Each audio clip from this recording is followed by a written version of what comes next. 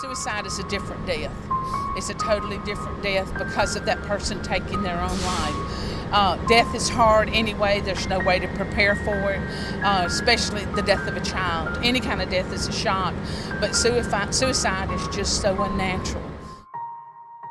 My son Austin was 21 years old, and he was a history major at the University of Southern Mississippi, and he hung himself on campus in the SAE house on January 14, 2007.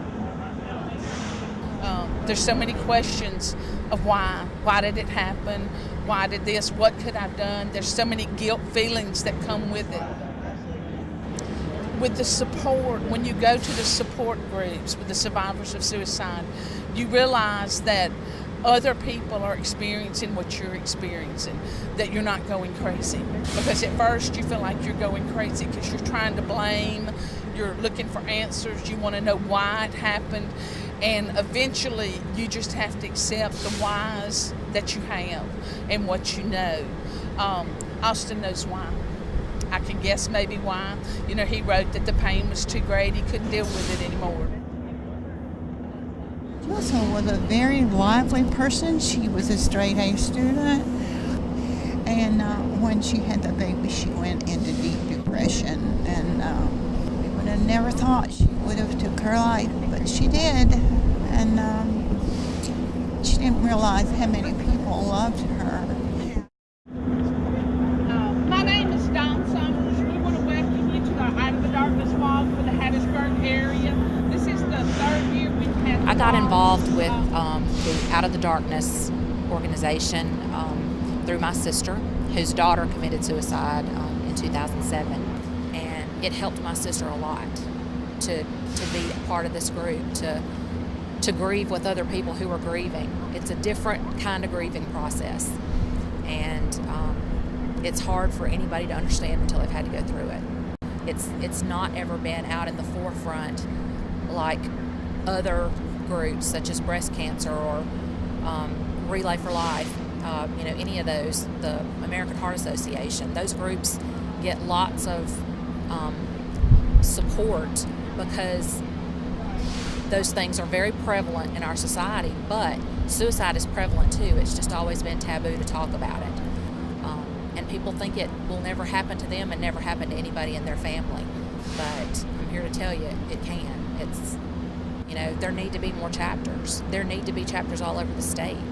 Somebody shouldn't have to drive for 2 hours, to be able to find a group that they can relate to, somebody to help them through their grieving.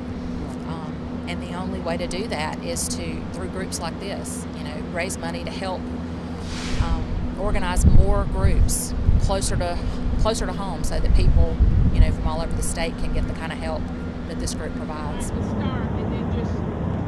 I was unaware that suicide is the second or third leading cause of death of college students. It's about the fourth leading cause of death of just about anybody. Suicide is out there, and we need to notify and make aware the people who have not been touched by suicide. That nobody ever told me that it was the second or third leading cause of death. I'm a school teacher. I'm supposed to know these things. I'm educated. I teach drug awareness, alcohol awareness, and all these other things. Nobody ever mentioned suicide to me.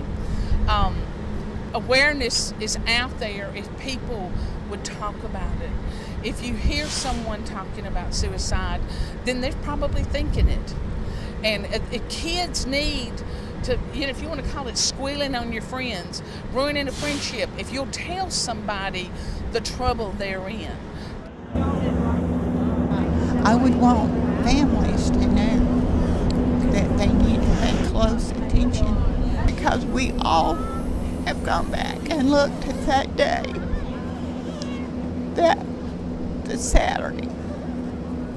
She was at the soccer field, and I saw her, and I went to talk to her, to say hi. So she was sitting in the van, and I said, "Baby, what's wrong?" And she said, "Everything, Mimi, everything." I said, "We can't fix everything, but we can fix some things. But the things that we can't fix, we have to accept."